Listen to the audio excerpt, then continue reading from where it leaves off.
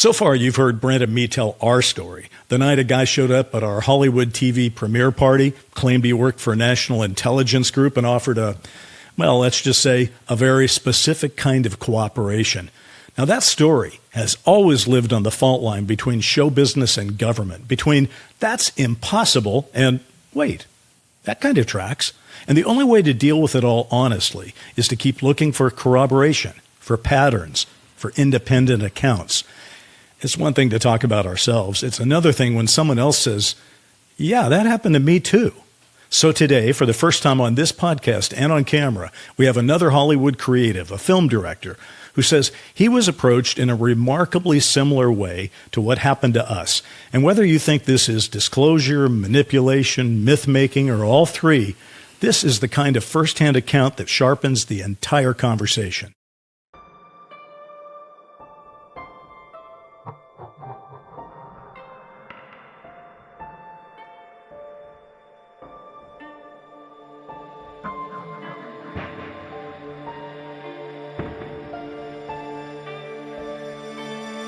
I'm Bryce Zabel. Have you ever wondered if there's a secret connection between Hollywood and UFOs? I'm Brent Friedman, and you're listening to Sound, Light, and Frequency. We like to think that our show is an active investigation into this issue.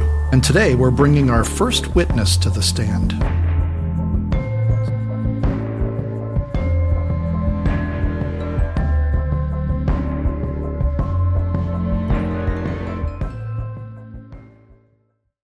So I'm thrilled to bring my good friend Brett Leonard to our show today.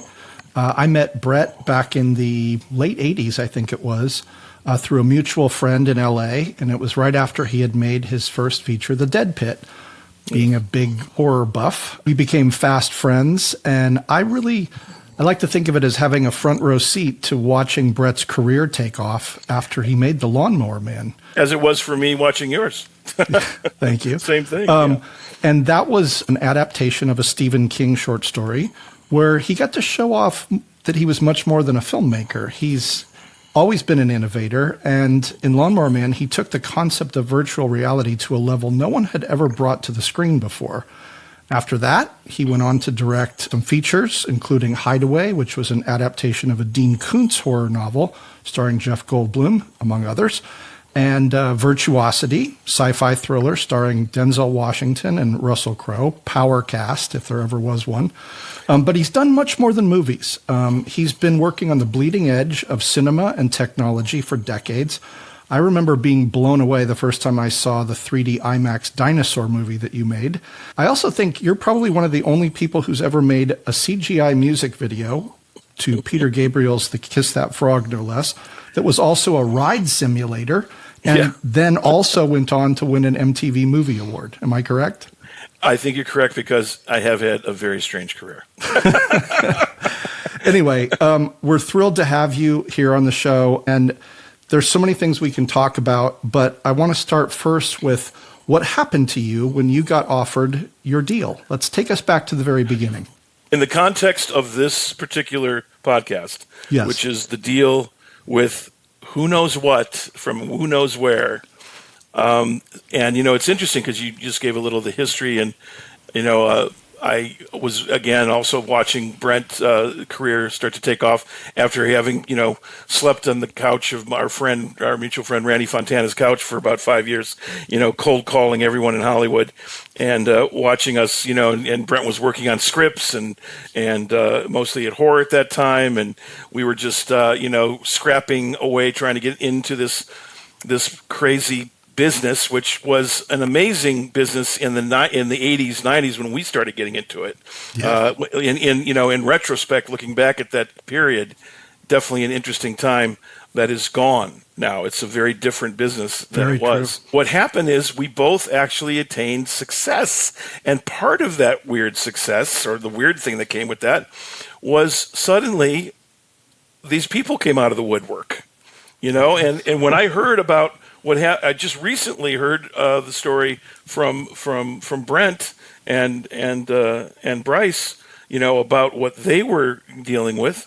I suddenly was taken back to this thing that I almost kind of put in a place in my history that I didn't go to think about much. because it was such a weird experience, and it was almost kind of like out of a movie itself. It was like. Is Hollywood really this self-reflexive? That I remember thinking that at the time. I was researching Lawnmower Man, and part of the researching of Lawnmower Man was to research virtual reality technology. And one of the places that had the most advanced virtual reality technology on the planet was a place called the Ames Research Center, which is south of San Francisco. It's connected to NASA Ames. It has got the biggest flight simulation system, I think, in the world at that time anyway. And that was the most advanced virtual reality system. It was a $30 million virtual reality system. And so I, through some friends who I knew through living in Santa Cruz at the time, and part of my living in Santa Cruz was I was part of this cafe society that included people like Steve Wozniak and Steve Jobs.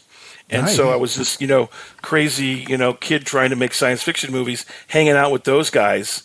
And my friend Daniel Kotke, who was the first employee of Apple, and was, kind of mixed in with this whole Digiari at the time.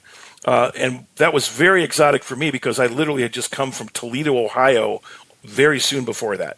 So talk about cultural yoga stretches, very, very intense. And so going to the NASA Ames Research Center, I was able to find a way in there through these contacts in Santa Cruz. And I remember it was a guy named Bob.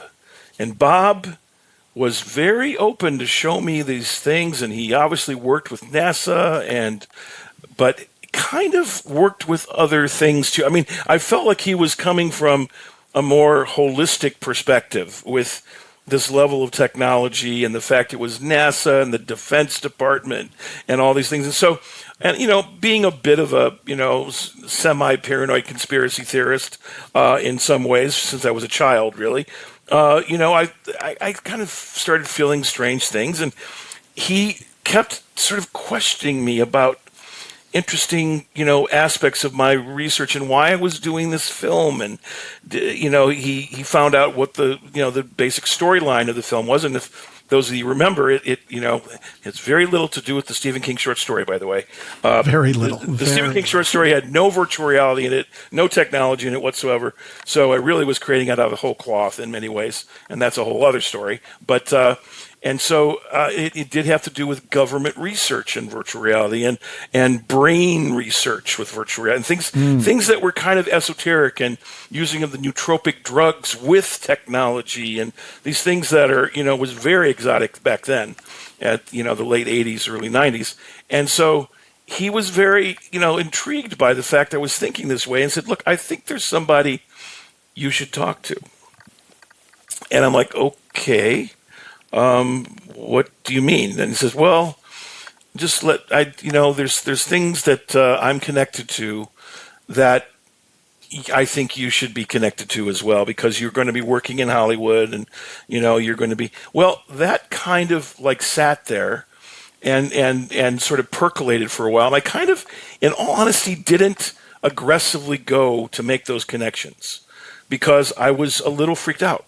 I was a little bit like by the guy himself. Yeah, by the guy, by the story, by the context. It's like, well, I'm just trying to get my career going, making science fiction movies. Do I have to deal with the government right now? Of course, I just always had some nefarious thing in my head. And of course, if you think about Stephen King, I reference one of his things, The Shop, in The Lawnmower Man, and so that was a kind of paranoid government conspiracy thing.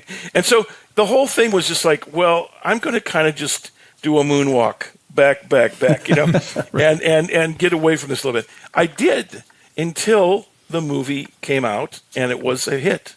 And it was a big hit. I'm going to interrupt you right there because when we talked about this earlier, you had also mentioned that they had a really strange VR program. Yes. I think we need to hear about the VR program. I just want to jump in and clarify one thing. By the way, nice to meet you on camera here. One thing folks may not know actually is that Brent, you talked to Brett first, and then I said, don't even tell me the rest of this. I want to be in a soundproof isolation booth so that I hear this story for the first time. And by the way, Brett, I have been to Toledo, Ohio. I don't know that that's important. That's kind of amazing. We believe in full transparency and disclosure here at Soundlight and Frequency Source. I just wanted to bring that out. But I just want to make sure I'm getting this so that our audience is on board too. Tell me again, who is this person that first approached you? Who was that person? A guy named Bob who worked at the NASA Ames Research Center. Okay. This is Bob at NASA Ames.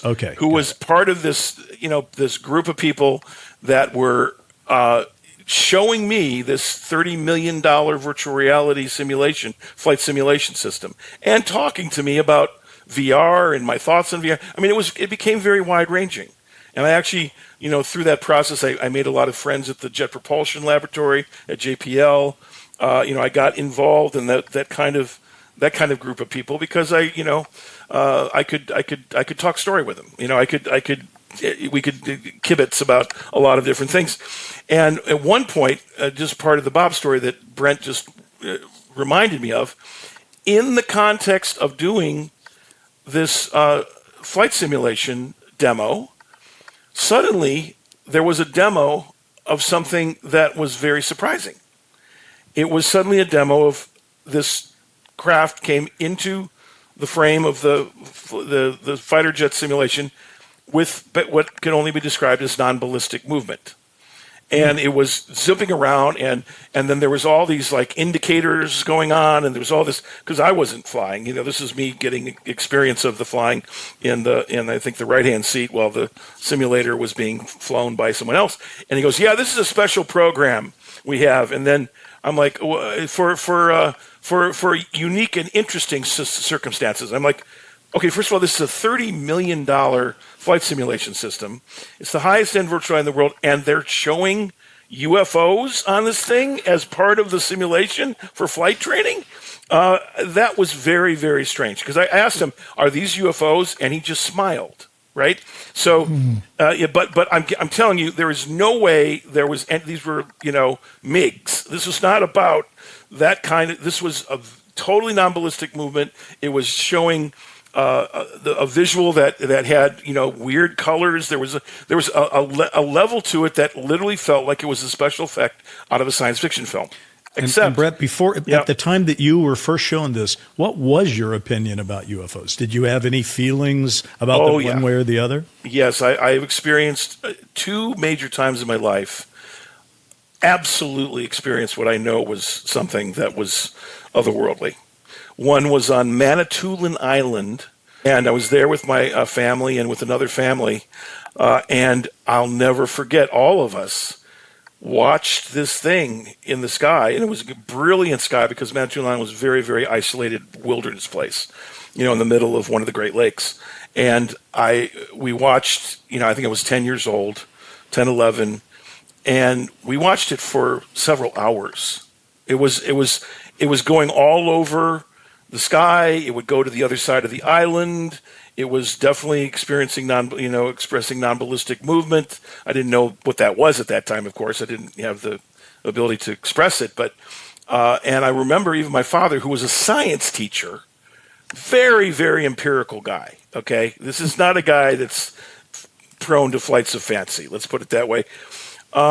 He was truly intrigued and thought, what, this is something absolutely different than normal aircraft. And because we watched it for so long, it became a kind of real foundation for me of just believing that there was something out there that was different, that was, what we call UFOs at the time, and just that was always something informing me. Then at one point, this is an amazing, weird story. Later on, when I was about 15 years old, I took my father's Audi Fox car out of the driveway very, very late at night with my friend Joel Hazard. And we just did it to go driving out into sort of the cornfields on the outskirts of Toledo just to do it. I think we're going to smoke a joint, you know. And age 15, you said, without a license? Yes. No, totally without a license. And we pushed the car out the driveway silently. Now, again, if my father had caught me doing this, I thought probably my life would be over, right? So this was actually a very high thing. We were out at Oak Openings, and we were driving down this dark road, just like out of Close Encounters, literally like the one that Roy Neary is going down when the railroad signs go crazy. And I saw, again, a non-ballistic thing come zipping in, stop. And then as soon as it stopped, the car died. Everything about it died. What? Wait a minute. And then it zipped away, and that car did not come back to life until after it went to the... So my father did find out I stole the car.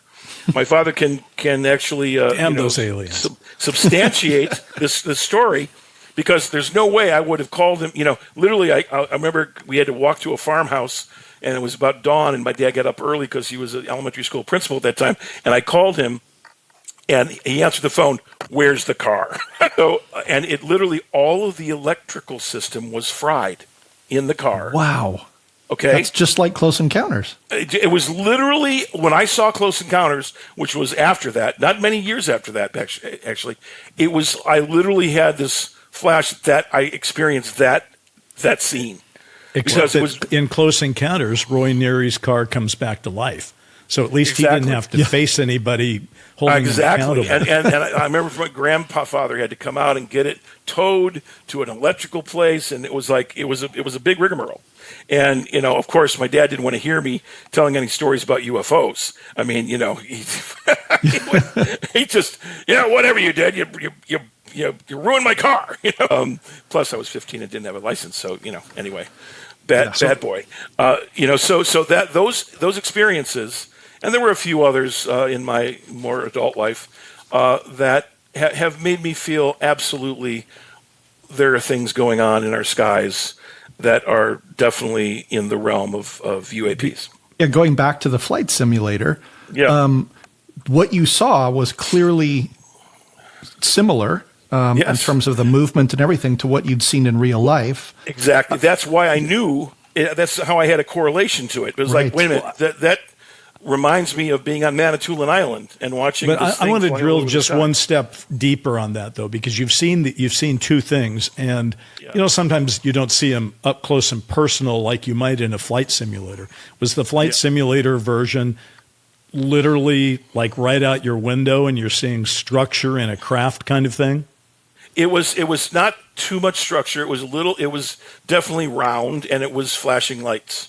So it was not a normal aircraft. It definitely was not a normal aircraft, but it didn't show a lot of structural detail. Okay. What it was doing, though, was flying non-ballistically, and then the simulator of the fighter jet that I was in was obviously adjusting to that movement, right? So the guy was, you know, sort of playing with this thing, and that was what it felt like. It felt like they were playing with something. I asked a bunch of questions, and Bob said, "Look, this is there's somebody I want you to meet." That's why it kind of led to this idea, and then as I was saying before, I kind of didn't go for that. I didn't pursue that very much. But what happened was the movie was a big sort of phenomenon. It was a hit and a kind of phenomenon at the same time. And suddenly, out of the blue, Bob gives me a call and says, "Look, I've got a guy that I want you to meet." I got a guy. Literally, it was almost that. It was almost like that. You know, I got a guy like exactly like Danny. And this was you're talking about like this is probably almost a year late, but after you'd met Bob, right? That's correct. You were still researching. It was like a year and a half. It was a year to a year and a half. Yeah, which was again sent a chill down my spine, because the fact that someone was reaching out to me now that I had a successful film, I was like going, wow, this is something. There's something actually happening here that's connected to the fact that I have put something out in the world that people have actually seen. And that thing has a lot of, you know, concepts in it that are related to government, are related to secret research, all of those things. So I was constantly going, am I in trouble? Am I in trouble? My whole thing was, look, man, I'm just telling fanciful stories. And, of course, I was actually trying to base it in real technology more than most. That was one of the reasons I think it was on their radar, is because I was using actual real virtual reality technology. I was showing sort of the real thing and the more fantastical element of it simultaneously, which is kind of rare in science fiction. So there was very much science fact in that movie as much as there was science fiction. And so that brought about this connection to this person that was introduced to me by Bob. And I got a call, let's meet. And I went and met him. I can't remember his name. I remember he did give me a card. I asked him, and I think I heard in your story a thing about a card that didn't have much on it. That was exactly my same experience. Exactly. Our guy was JC, right? Okay, and that's all the card said was J.C. with a 310 number. This was a guy's name and a number, and I one of the things I kept trying to get from him was, who do you work for? Who the frick am I talking to here? I mean, because I was, again, in the back of my mind going, does this end with me in leg irons? I had no idea what the hell was going on. And I got comfortable talking with him, and he eventually, we went through all the, DOD, CIA, FBI, eventually landed on NSA. He said, well, the main agency I work for is the NSA. The main. So he worked for multiple agencies. Yeah. Basically, it was, and I don't know if that was just him sort of giving me a red herring or not. I don't know because I tried to lock him down to CIA because I really felt like this feels like CIA to me, and he wouldn't lock down to that. And finally he said, I work for the NSA, and the NSA is a very secretive group. It's about signals intelligence more than anything. And that's why we're talking with people in the Hollywood environment, because there are things that you're dealing with because you're looking at actual science, you're looking at things that are more fanciful in nature, and there are things we are doing in the government that actually connect to the kind of things you're talking about, including what you saw in that simulator. And he referenced the experience I had in the simulator. So he referenced the quote unquote alien aspect of it as just part of, sort of part and parcel of this overall thing. And we want to know if you'd like to work with us, or, he was just wanting to do this connection, and kind of like the idea that I would be able to, see things that others didn't get to see, that could maybe inform my stories. And he was very seductive. But that also was weird because he didn't feel like a cop. He didn't feel like an FBI guy. He felt like someone trying to seduce me in a direction and I couldn't get a handle on what was the actual purpose of that. Like, are you trying to use me for propaganda, or are you actually someone trying to get some truth out through the Hollywood connection? Because I'm at that time, a younger Hollywood film director, and there's, we're interested in these sort of things. And, so when I heard your story, Brent, it was literally reactivated that chill down my spine, because it was so many things that were, obviously different on so many levels, but so many things that were very similar in terms of the vibe, in terms of the overall sort of mystery of the experience. Now, my reaction to that, again, after I had experienced him, was to hide from it. I wanted to just get on with my work. I was worried that if I got down some rabbit hole with this, that I'm working for the government. I mean, that wasn't really something I wanted to do. And he did kind of almost make it seem like that. Even in the court of seduction part, there was all, there's ways you can make money doing this. There's, there was all these kinds of things that he was sort of playing with in his pitch that came off of my questions. I was very, very, questioning of what the hell is going on here. And so, he reached out a couple different times, but part of what he did in that first meeting or was it the second? I think it was the second meeting. There was 2 meetings, and again, this I'm unearthing this because I literally buried it. I kind of buried it, and didn't pursue it. So it was something that got reactivated when I heard your story. He showed me my dossier. My dossier. Your intelligence dossier was this thick. Whoa. And every movie I had ever rented was listed. All of these things that were really like personal, going back to my high school days. I mean, and I'm like, is this NSA? Is this, well, just call it your FBI dossier. FBI? Wait a minute. Am I doing something wrong? And so he was very, very like, he was constantly shifting the story a little bit, right? So I couldn't fully land on exactly what is this, and yet he was also trying to seduce me into being part of something, even though for me, I wanted specific answers. I wanted to know, what the hell am I working for? What is the purpose? Why? And that's just not what his energy was. It was kind of like, that's kind of cute and funny that you're asking those questions, Brett, but that's just not the way it works. I'm like, oh, well, that's the way I work. I'm sorry, I can't just give myself to something without knowing what the sort of moral framework of it is and all these other things. And so when I saw the dossier, I realized, holy shit, this is a real thing. This is actually connected to me being someone that's had a lot of people see my work, that I, because of there being some success there, and I'm making a hit film that had scientific components and all these ideas in it, that I was now in this sort of track, and that terrified me. I did not want to be on that track. I wanted to be doing what I wanted to do in my own way without having to be in that track and be working. So I literally kind of almost aggressively ran the other way, is what happened. How long from the time where you sat down with him, I guess, for the second time and heard the pitch, how long from that time to when you felt that you had to make a decision and you had to just get off the fence and tell the guy you weren't interested?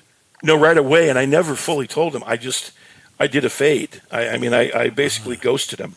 Yeah, I mean, and I was moving. I was getting more money at that time in my life. I had more flexibility. I was able to go to Hawaii and live there for multiple months in the jungle, and then come back and make a movie. I mean, to say I lived a crazy, wild life of a film director would be an understatement. I won't get into all the details, but just let me tell you, I have a good imagination. Let me just say one word. Yeah. Colonel Kurtz. Anyway, I totally get the idea that you said, I don't want to do it. But my question also is, did you at least a night or two stay up late and consider the possibility that you would, in fact, need to take this because it was so unusual and so many nights. And actually, there were times when I would later, after sort of eschewing this, I would sort of kick myself and think, well, damn it, maybe I should have,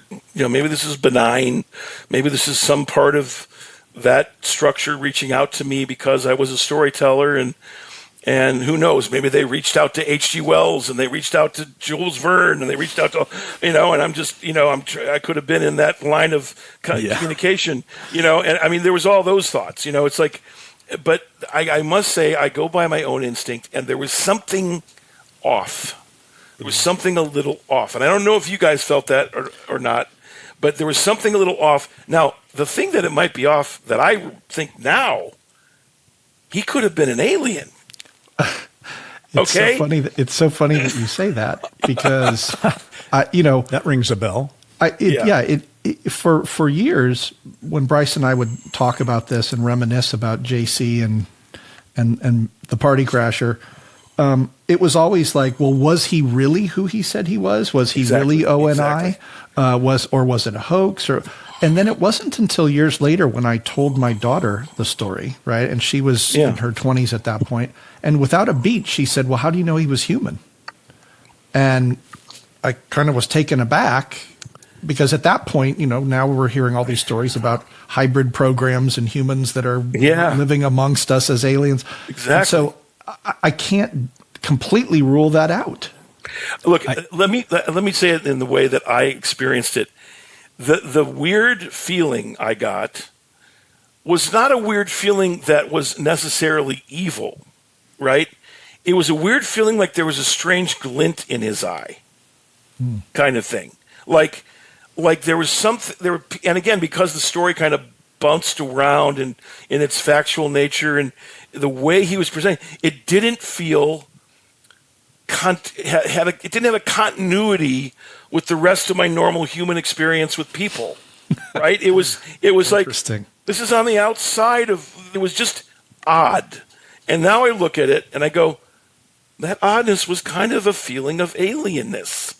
It was feeling like it wasn't somebody, and I've now, researched all kinds of things about walk-ins and all kinds of, aspects. And I'm going, was that, a shell person that I was talking to? And the more I think that, of course, the quality of memory is an interesting and immutable thing. The more I feel like there were things about it that absolutely fit that idea. And because of that, there's some of my regret is there. It's kind of like the regret, I was Roy Neary going to get onto the mothership, and then I said no. I mean, that's a, hyperbole, but it's still a feeling of that. Like I kind of said no to something because I felt it was outside of my experience that'd be something I could control. And so because I wanted to control where my career was going and how I wanted to tell stories, and I pushed it away. But was I pushing away something that would have been an absolutely unique experience? Let me just throw this one thought out there. I get the alien part of it, but for my own take, when this guy, JC, approached us, my first take was, this guy's got to be putting this on. I mean, it just seemed too radical to be happening to us. And then we saw him a second time, as you did. But then I started to go, this sure seems a little more real than that. But I never thought alien. So I guess there's three options in this thing. One is disinformation or hoax. The other is authentic government appeal.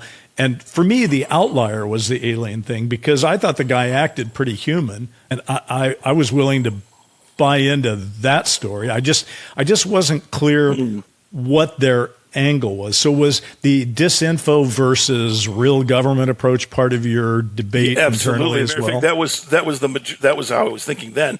And it's interesting that you said you thought, was he putting you on? At first with Bob, I thought Bob was kind of joking with me. Right?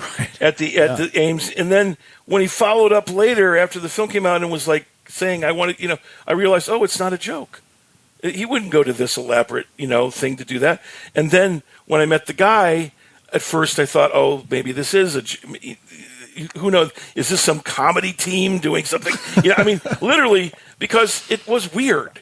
The moment that cemented it for me was when he showed me my dossier, a physical thing. Yeah, a physical thing. Did you flip through it? Did you flip through this thing? Like for a while. Like you let me look at it for a while. And it was incredibly comprehensive. So someone put that together that was serious. It wasn't out of nowhere. It wasn't something that was, put together as a gag thing. It was real. And did you feel like when I hear you say that, I get, kind of go up on my haunches, and because it feels like a threat. It feels like here's everything we know about you. Yes. And we can use it for you or against you. And the way he said it was like, I got something to show you. It was like at some point and then what? Boom. Right? And I'm like,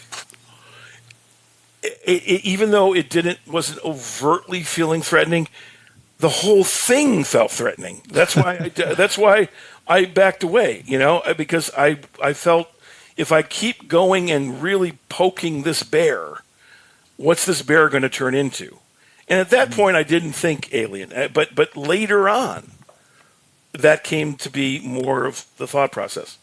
Brett, I want to ask you how you felt about something. I know when this was happening to me and Brent, I didn't even know the phrase at that point. The MMRPG, isn't that massive multiplayer role-playing game or something like that? Yeah, role-playing game, exactly, yeah. Yeah. So later, when I was aware of that term, I always felt like Brent and I had been targeted by somebody that had built an MMRPG around us. And that whatever their motivations were, whether they were, I guess, disinformation or the real thing, or I guess even now alien or whatever, somebody had put some time into the approach to us that exceeded casualness. It exceeded somebody being in their parents' basement looking for a lark. It seemed like it was well laid out. Exactly. And that's why I find the thing about them having their file on you, and I mean, yes. Did you see anything in the file that was incorrect that would make you not one thing was incorrect. It was a serious, like some law enforcement agency has, and he basically was saying like, well, because you made this hit film dealing with science and it has government ideas, this is just what we do. That's pretty threatening stuff. And he was suggesting that was a normal thing for people in Hollywood, that I should just accept that, and that the NSA had that kind of information on people. I don't believe that. I believe you. I don't believe that the NSA has that. The one part of this story that I've mostly told other people, and if you talk to many friends of mine, was the fact that this guy showed me my dossier at one point after I had a hit film. That was the distillation the story got down to, because it was such a radical moment. It was like, what? Oh man, I guess there's a sacrifice you make when you get into the public eye and you put out ideas out there that are beyond what you traditionally think, unless you're watching science fiction movies that have these kinds of plots all the time. I mean, it's like out of war games, or it's that's why it felt so self-reflexive to me. It felt like I was in a movie of my own movie career. Yeah, right. That's how, Brent, you and I felt that. I remember saying that to you at the time, feeling like, I feel like not only are we having this interaction with this person, but that other people were observing the interaction. It wasn't just the event itself, it was a larger context. It had a weird level of artifice to it. Exactly. That's when I say there's a twinkle in his eye, that's the part of it that still to this day is the vibe I take away from it. Like, this thing outside of normal life sort of descended on me for a little while, and I was in this role play in a way, That's why it feels, for lack of a better term, kind of alien. It's outside of, it was an ultra experience, right. and then later in my life, not too many years ago actually, there are a few things that have happened that kind of feel connected to it. I didn't tell you about this before, Brent, because I remembered it after we talked. I got involved, and I think I may even told you this a few years back, in this documentary series about the cicada ARG. Do you know what the cicada is? No. Cicada 3321. It's the big online game that was one of the first major ones. There's huge amounts of controversy around it. It eventually got connected to QAnon. Not that that's where it started, but and there was a man who was very involved with it, and one of the founder of this online game. And then there was all this intrigue that happened between the players on a global basis, and there was actually a CNN documentary about it, and the HBO documentary about QAnon. Q has a bunch of that in there about cicada. So if you want to look into it and look up cicada 3324, I think that was the moniker. By the way, it's still out there. It's still an ongoing. It came out of 8chan, and 4chan. It came out of the dark web. And so it was fascinating to me as a story. But then when I got involved with it, I felt kind of the presence of the same energy that I had felt with those guys, Bob and the guy, who I can't remember his name. And it has connections to a similar sort of hidden government element that seems to have a couple of times reached out to me. I didn't chase this stuff. This chased me. And that's one of the weird parts about it, right? I mean, there's many ideas that I've gone after, just like, you guys, of course, have gone and developed and researched, and we're chasing. These are things that chase me. And I wasn't really wanting them to chase me, but as I got more deeply into, you would feel this interest and also this kind of terror, a frisson about it, that because it felt outre, it felt outside, and that's when you said talked to you about your story, that's the feeling that was awakened in me about this memory, which I had really not thought about for many years, in all honesty. One of the things you just said is how seductive it was. You said it was very seductive. And I'd like to define that a little bit more for our audience. Mm-hmm. I mean, I think both Brent and I I think all of us, when somebody approaches you like that, you sort of, part of you, no matter how scared you might be or how strange it is, you're also saying, I must be special. Right, exactly. They've sought me out because I'm special.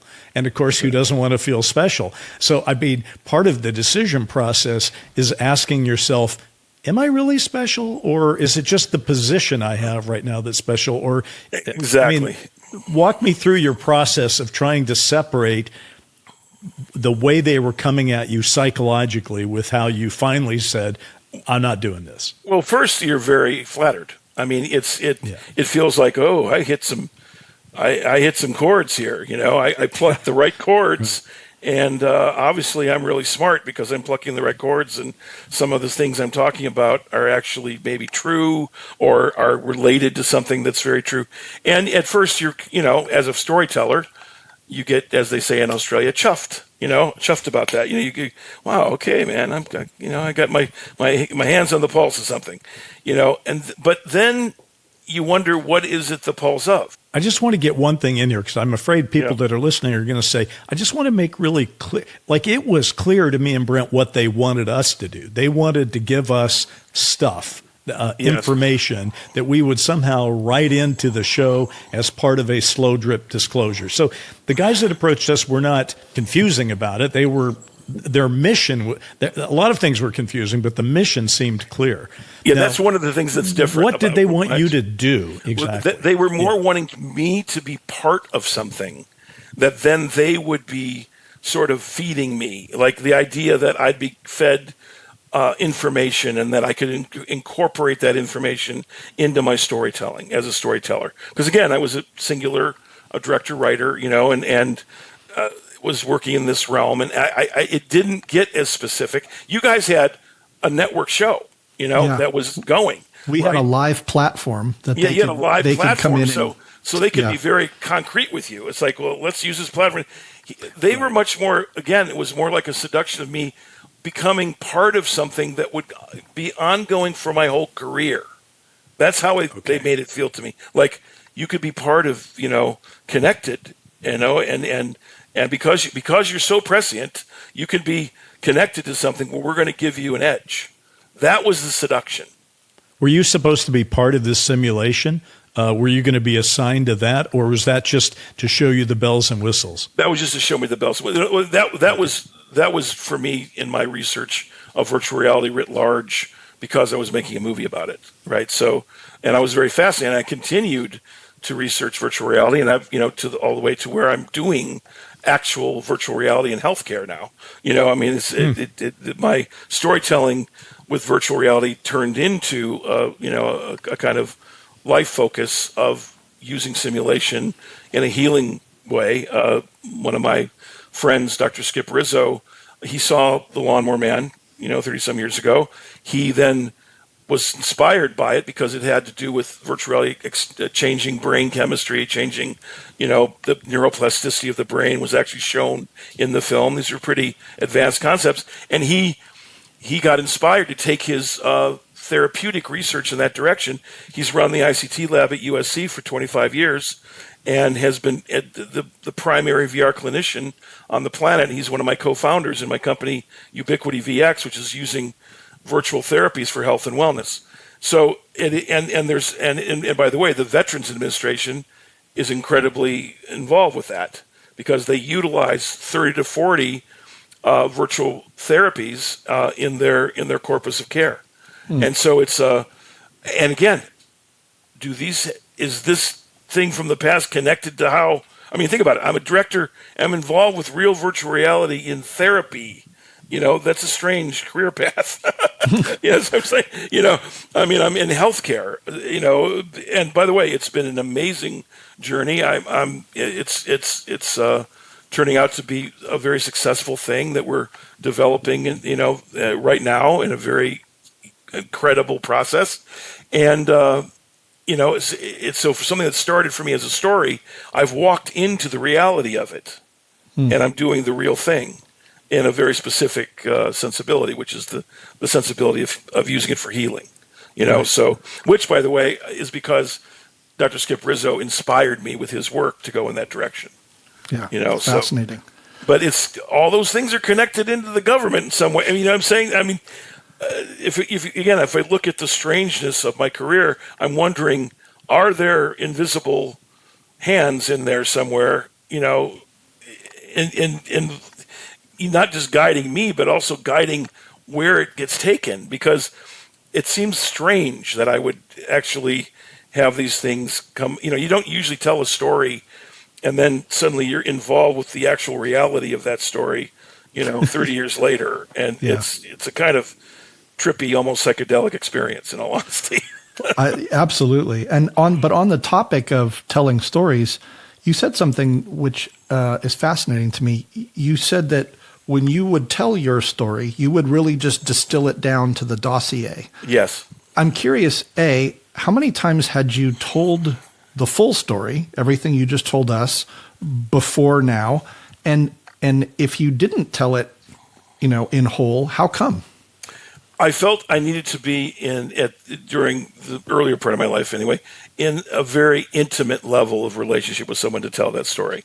First of all, I don't know if they would have believed it. I didn't want to tell something that sounded like some bullshit story, right? And so there's only really a couple people that I had very close relationships with that I told that story to fully in the past, primarily some of my partners. But when you told your story, it activated a whole other thing in me.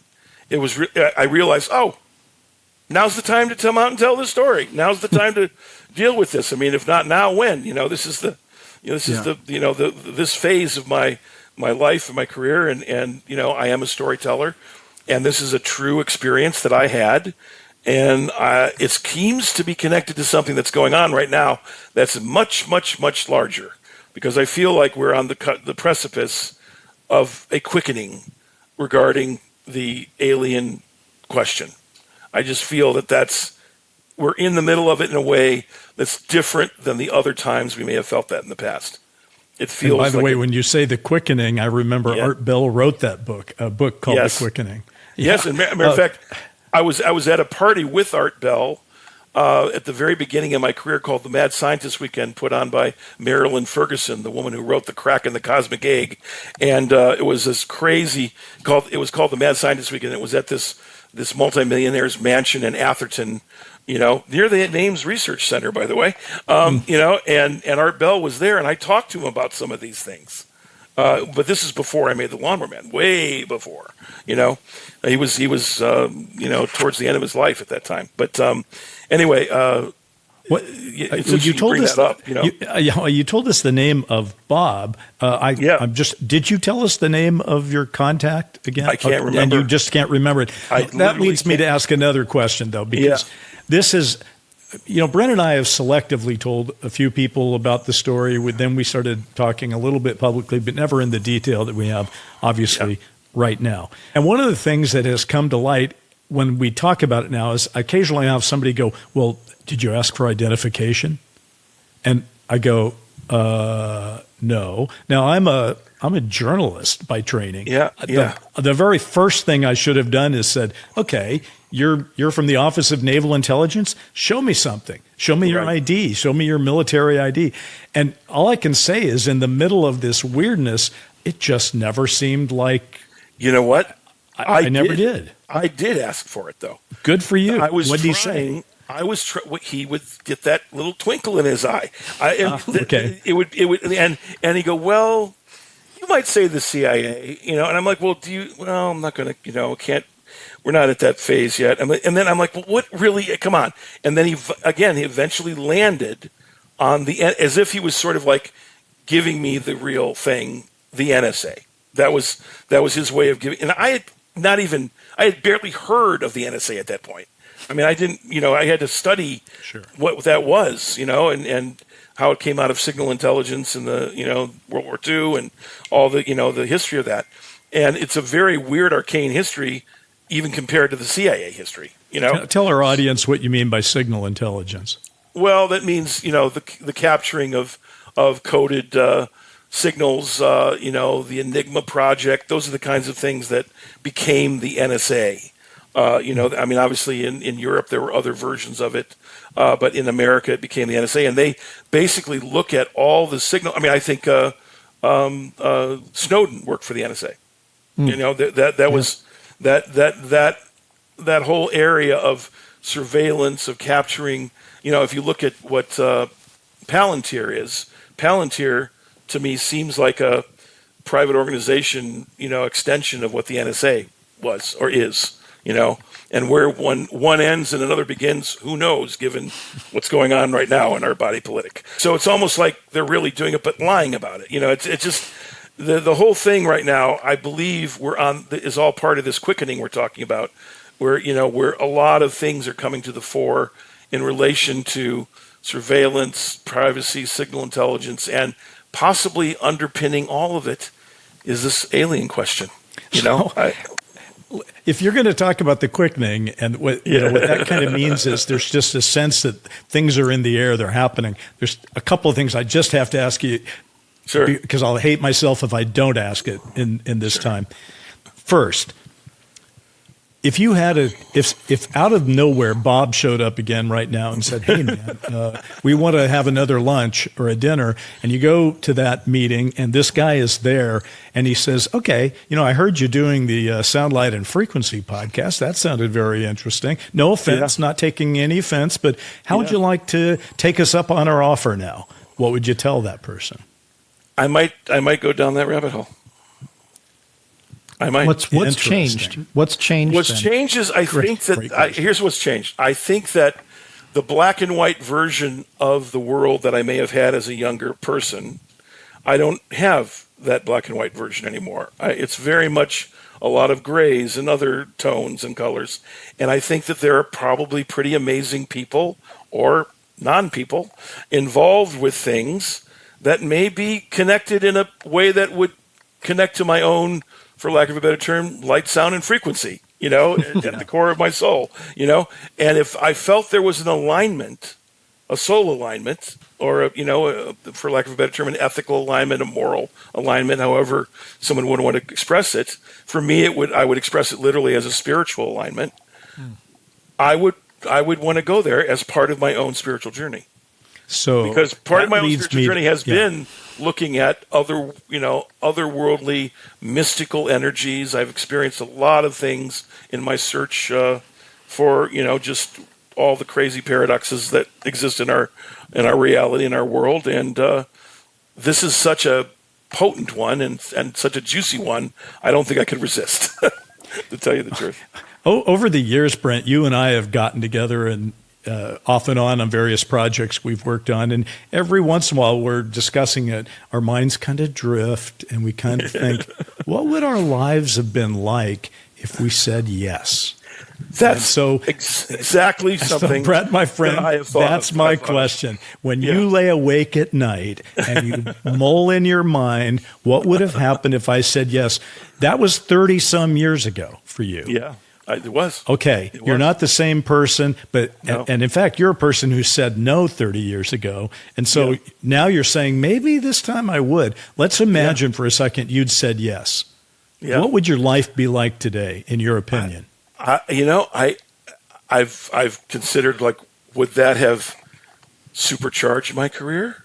Would that have destroyed my career? Would that have, you go all the different ways with it in terms of, when you're in the middle of the night facing the dark ceiling, it's like you're thinking all the different possibilities, and you go, I wonder if there are others that have said yes that I'm very aware of and that are out there doing things connected to that. And then you look at what Steven Spielberg's doing right now with Day of Disclosure and everything else he's done, in the realm of, and you go, I bet he said yes.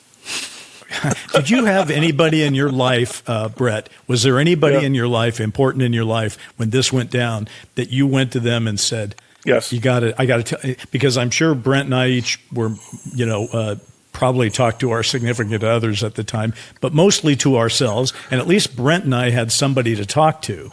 You had to bring somebody in. Tell us how that went down. So my partner, Jamil Everett, who was also the co-writer of Lawnmower Man, was the producer of Lawnmower Man, was both my wife, my first wife, and my filmmaking partner. We broke into Hollywood together from nowhere, from nothing. Brent, you knew Jamil. Yeah. Yes. And Jamil was an extremely spiritual person. Okay. She was a master yogini, her whole life. She was really raised me as a spiritual person, as a man, and as a filmmaker. She passed on about 15 years ago, almost 20 now. And she was extremely influential in my life. And was my partner in all of these early adventures. And of course, I went directly to her with this. And she kind of agreed that we should leave it alone. She felt in her instincts there was something there that could have been destabilizing. And again, you think about it, we just made our first hit movie.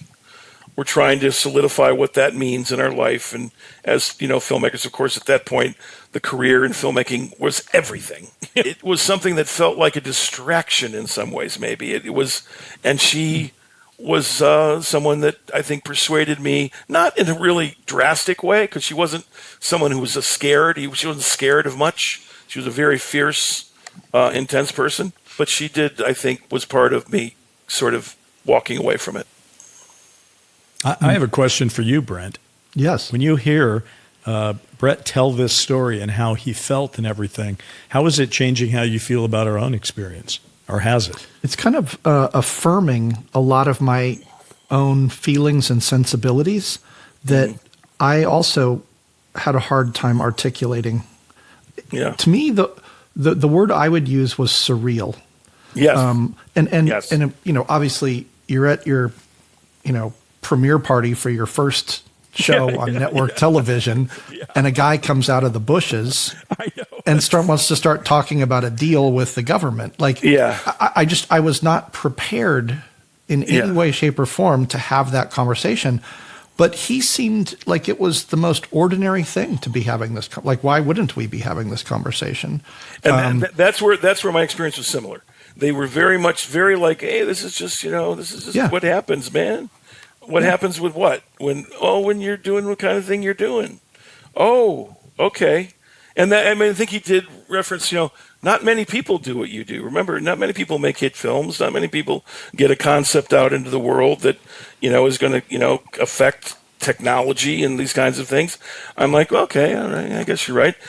So again, that's part of the seduction. Yeah. I also think too that the other aspect of this that is fascinating, it's harder to articulate. When Bryce and I were both telling our story in episode 1, we made, we brought to the surface the fact that he remembers seeing JC differently in terms of how he was dressed than I did, right? So you go, was that just the Rashomon effect?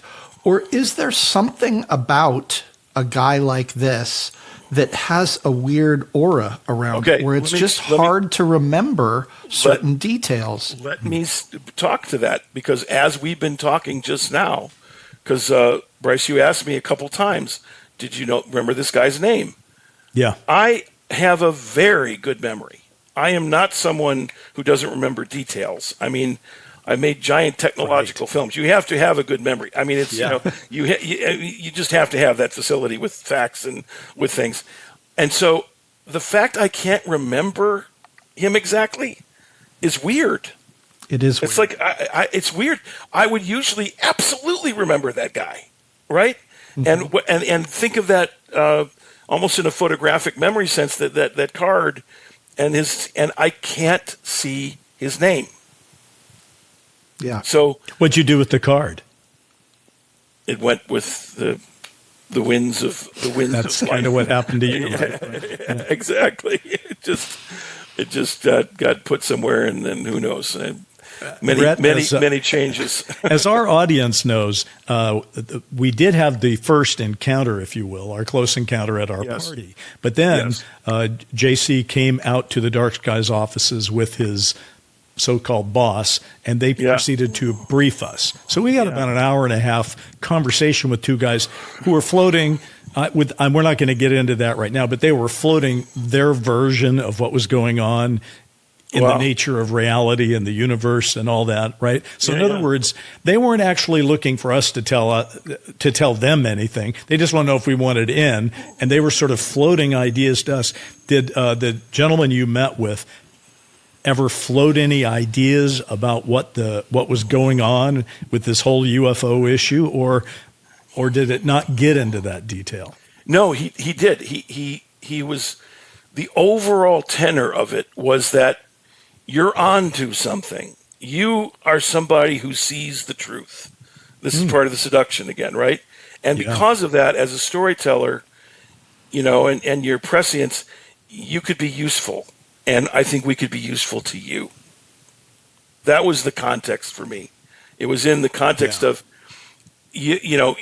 almost like, of course you believe in aliens, and again, I love jawboning about all kinds of things, and we jawboned about interdimensional concepts, and the idea of there not being metal ships, as Jeff Goldblum says in Philip Kaufman's remake of the Invasion of the Body Snatchers. It's like, it's not about metal ships. It's about something beyond metal. It's about something that is interdimensional in nature. And I did talk to those kinds of concepts with him, almost in that, speed rappy kind of wild, having a wild conversation with a friend idea, way of being. And he would nod his head and go, yes, again, you're onto it, as if he was confirming that I was onto the nature of reality. Now, I took that with a grain of salt, and I felt like it was more of a seduction, and so I didn't let that totally work for me. I kind of became skeptical of the fact that he was using that technique in some ways. We are at the end of our line here, but we can't let this end without asking you just one basic question. Sure. You've had a long time to think about this, as we have, of course, and as many of our listeners have given great amounts of time and research and study to thinking about this. At the end of the day now, knowing everything you know, the experiences you've had, this conversation, this reawakening in your mind about, wow, that really happened to me. What do you think, two parts, I guess, what is going on in terms of the secrecy around this that probably is going on today? But even more than that, what do you think is the nature of what we're dealing with when it comes to this phenomenon? What do you think's going on? Okay, well, I think that the secrecy has been something that had to be kept in place because of the idea of societal disruption, and maybe they're right about that. Maybe that was a wise thing to do. I think we're coming to a point of kind of chaos theory where everything is so mutable in our culture, the idea that truth isn't truth anymore, and that there's not one truth but multiple truths. And I like to say one of my favorite phrases is the truth is in the paradox. Because there's so many paradoxical things in modern culture and in the idea of human consciousness and how we experience it at this point with almost 8 billion of us on the planet. That we're coming to this quickening, that we're coming to a moment where the fabric of that's been that's been occluding that is dissolving. The veils are dissolving. And there's a truth there that's beyond what I think we could even possibly imagine. And that, to me, is incredibly exciting. Because if I can totally imagine it right now, how boring is that, right? Right. I want to actually discover something. I want to be surprised. Now, I don't necessarily want to be surprised in, and you're all going to become food and food tubes. Yeah. I don't want to be surprised in that. You want a good surprise. You want a good surprise. Or at least one that has multivariate nature to it, right? Right. And I think that we're on the cusp of something that truly relates to some of the largest questions: why we're here, what really is existence, life, and death. Those questions related to this idea of alienness, I believe, is something that the veils are going to dissolve away and are going to be more connected than ever. Now, I think there's going to be different lanes of the highway that you could sort of come on. There's an apocalyptic lane over here, and you could choose to be in that, and that's like a million car pileup. And then there's the fast lane over here. You could just shoot past that and go into a whole other different reality. It's all a choice of your own consciousness and what it's going to be perceiving as the truth as relates to your own deepest essence. Yeah. And that, I think, is the moment we're in. That's what I mean by the moment of the quickening. I think that's a fantastic interpretation of things. I tend to agree with a lot of it. And I think this is a great place to end the conversation, because I don't know how we can top it. So I just want to say thank you so much, Brett, for remembering your story and then actually agreeing to come on and share it with us and our audience. And thank you for activating it in me, because it's actually been a very positive thing that this has been activated in me again, because it is something that I held kind of in a secret place. And now it's definitely not secret now. It is no longer secret. I can promise you that. Thank you for having the courage to let it out. We really do appreciate it. Yeah. No problem. It's been wonderful. We'll be in touch. With you guys. All right. Bye. Thanks. See y'all. Bye.